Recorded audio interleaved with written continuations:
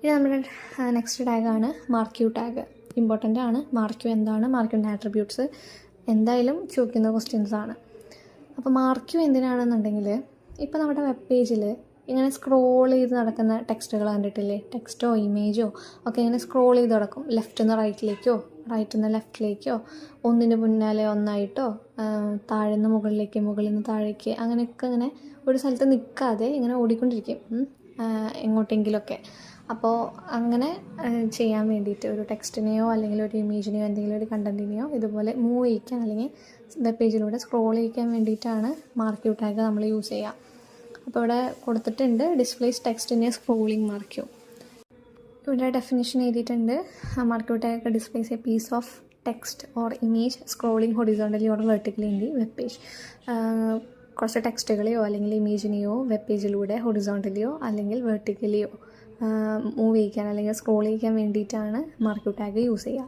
ഇനി mark U ടാഗിൻ്റെ ഒരു കുറച്ച് ഇമ്പോർട്ടൻ്റ് ആയിട്ടുള്ള ആട്രിബ്യൂട്ടുകൾ നമുക്ക് പഠിക്കാനുണ്ട്. അതിൽ ഹൈറ്റ്, വിഡ്ത്ത്, ഡയറക്ഷൻ, അതുപോലെ behaviour, scroll delay, scroll amount, loop, BG colour, H space, V space, ഇത്രയും ഇമ്പോർട്ടൻ്റ് ആയിട്ടുള്ള ആട്രിബ്യൂട്ടുകളാണ്. അതിൽ ഹൈറ്റ് എന്ന് പറയുന്നത് നമ്മൾ എന്ത് കണ്ടൻറ്റിനെയാണോ മാർക്ക് യു ടാഗിൽ സ്ക്രോൾ ചെയ്യിക്കാനായിട്ട് നോക്കുന്നത് അതിൻ്റെ ഹൈറ്റ് സെറ്റ് ചെയ്യാൻ വേണ്ടിയിട്ടാണ്. Set the height of the marquee. ഇനി നെക്സ്റ്റ് വിഡ്ത്ത് എന്തിനായിരിക്കും? നമ്മളുടെ ആ മാർക്ക് യു ടെക്സ്റ്റോ അല്ലെങ്കിൽ മാർക്ക് യു കണ്ടൻറ്റിൻ്റെ വിഡ്ത്ത് സെറ്റ് ചെയ്യാൻ വേണ്ടിയിട്ടാണ്. This specifies the width of the marquee. ഇനി നെക്സ്റ്റ് ഡയറക്ഷൻ എന്ന് പറയുന്നത് എങ്ങോട്ടാണ് ആ മാർക്ക് യു കണ്ടൻറ്റ് മൂവ് ചെയ്യേണ്ടത്. This specifies the direction in which marquee should scroll. അപ്പോൾ ഡയറക്ഷൻ കൊടുക്കുമ്പോൾ ഡയറക്ഷൻ ഈക്വൽ ടു എന്ന് പറഞ്ഞിട്ട് നമുക്ക് എന്തൊക്കെ വെക്കാൻ പറ്റും? ഡയറക്ഷൻ ഈക്വൽ ടു അപ്പ് വെക്കാം, അപ്പോൾ അപ്പിലേക്കായിരിക്കും മൂവ് ചെയ്യുക. ഡയറക്ഷൻ ഈക്വൽ ടു ഡൗൺ വെക്കാം, അപ്പോൾ ഡൗണിലേക്കായിരിക്കും പോവുക.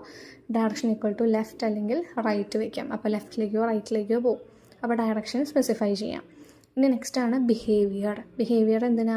നമ്മളുടെ മാർക്ക് യു എങ്ങനെ എന്ത് ടൈപ്പിൽ സ്ക്രോൾ ചെയ്യണം എന്ന് പറയാനായിട്ട്.